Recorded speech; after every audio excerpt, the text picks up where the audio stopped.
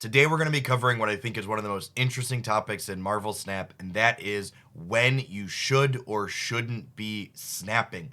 Before we get into those details, though, I think it's important that everybody understands what exactly snapping is, what cosmic cubes are, and how they relate to everything else that goes on in your game.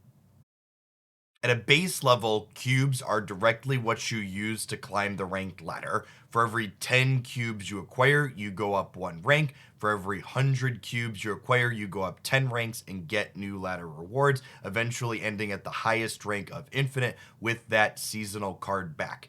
Now, unlike ranked ladders in most other games, not every ranked match on Marvel Snap is equal in terms of the bonuses it gives you for winning or the penalty it gives you for losing. Whenever you click the play button in Marvel Snap and you're queued into opponent, you and them each wager one cosmic cube represented by this icon at the top of your screen. This means the winner of this game will get plus one cube at a minimum, and the loser will lose one cube at a minimum. At the end of the game, on the sixth turn, the cubes naturally double if both players stay in.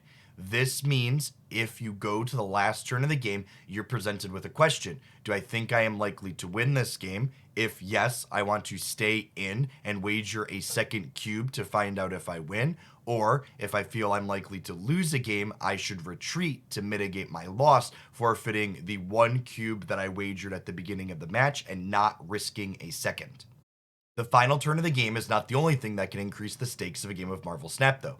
Over the course of the game, each player can optionally snap to wager double the stakes that the game is currently being played for. This means if the game is still at one cube, you'll see this appear at the top, which says next turn, the stakes will be increased to 2.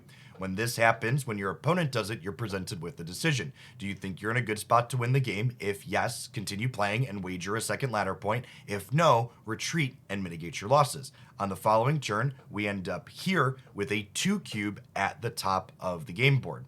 Naturally, just like when one cube is wagered to start, the end turn is doubled yet again, which means if you want to stay in on that sixth turn and see how the game fully plays out, you are asked to wager 2 additional cubes. This means you have to again ask yourself that pivotal question: do I think I'm favored to win? If yes, stay in for 4 cubes. If no, bail and cut your losses, only giving up 2. Now, I mentioned that both players have the option to snap over the course of the game. This means the cubes can not only go to 4 on the last turn, they can also go to 4 in the middle of the game if the second player snaps later on. This means ultimately you could end up with 4 cubes wagered before the last turn, which again naturally double up to 8, which is a big risk. This means you really have to be certain that you are in a good position to win the game if it's worth doubling your investment from 4 ladder points or cubes all the way up to 8 on the final turn of the game. Now that we hopefully understand how cubes relate to the ladder and what snapping and retreating can do for you, let's talk about some when to snap best practices, starting with a mindset that I think is really important to understand. Retreating in Marvel Snap to mitigate your cube losses is not the same as conceding in another digital card game when you're playing on their ladder. Because not every game of Marvel Snap is equal in the amount of ladder points you win or lose, retreating is often tactical when you realize that you are beaten. The key to climbing up the Marvel Snap rank ladder is not only playing well and playing reasonable decks, but it's mitigating your losses and pressing your wins to the maximum advantage to good effect.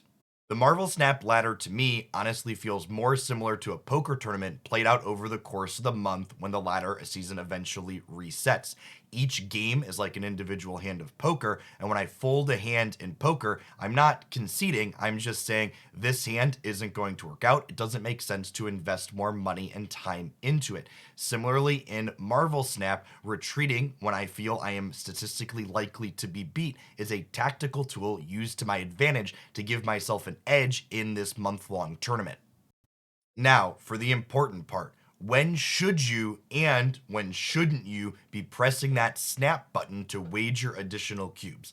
I think the number one thing I see inexperienced players doing with the snap feature is they are snapping after their advantage is made apparent. The base level one, when should you snap, is you should always be snapping before your big play becomes apparent to your opponent. You want to wager an additional cube and get your opponent to commit to those additional stakes before your opponent sees that they are behind. Once your opponent knows that they're behind, if you snap, you are likely to chase them out of the game, making your chance to get additional cubes for a game that you are likely to win much lower. This means if your goal is to climb the Marvel Snap ladder as quickly as possible, the best decks to do so, the decks that have the highest rate of getting those 8 cube games that give you big boosts, are decks that make big swings on the final turns. They're decks that, when you look at the board, they don't look particularly impressive, but then they play a card or cards that suddenly swings the game very heavily in a way the opponent was unable to predict. Knowing when not to snap is just as important for climbing the ladder efficiently as knowing when to snap. A good example of this is on the final turn, when you have a commanding board state and a strong hand, it is frequently incorrect to snap. The reason for this is the stakes naturally double on the last turn. This means if you raise the stakes further, it is much more likely to push your opponent out, meaning you get the minimum cubes as opposed to the natural doubling. If you don't show strength when your hand is good, your opponent is more likely to stay in or possibly snap themselves and give you more equity, letting the game play out to a natural conclusion and letting your strong hand actually win. Finally, we have the little bit of interesting game theory that the snap mechanic gives, and that's bluffing. For example, if you're going into the final turn of the game and your board state is strong, but your hand is actually kind of weak, it can be correct to snap and push the stakes even higher, giving your opponent a chance to retreat and mitigate their losses. Remember, in a game of Marvel Snap, each player is 75%, which is fairly likely to have their best payoff at the end of the game, so if you snap to represent it, there's a good chance that your opponent retreats. Now, as is the case in any game like this with bluffing, your opponent has to be able to read what you could possibly have. If your opponent doesn't know what could or couldn't beat them, or they simply aren't risk averse, they could be calling with their own strong hand that ends up beating your kind of middling hand that you were trying to push them out with. This means if you are bluffing, you have to be fairly confident that your opponent understands the game enough to know what the bluff could be representing. Otherwise, you're likely biting off more than you could chew, in which case you should just be retreating to mitigate your losses.